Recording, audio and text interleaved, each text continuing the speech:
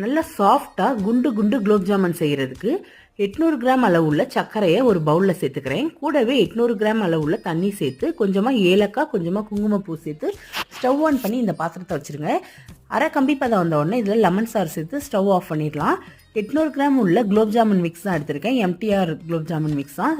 இதை ஒரு பாத்திரத்தில் சேர்த்துட்டு தனித்தனியாக உதுத்தி விட்டுட்டு 3/4 கப் அளவுக்கு காய்ச்சி ஆற வச்ச பசும்பால் எடுத்திருக்கேன். எல்லாத்தையும் சேர்த்து கொஞ்சம் கொஞ்சமாக தனித்தனியாக இந்த மாதிரி மாவு ரெடி பண்ணிவிட்டு இதை உள்ளங்கையில் வச்சு நல்லா உருட்டி ஒரு ஷேப்புக்கு கொண்டு வந்துருங்க.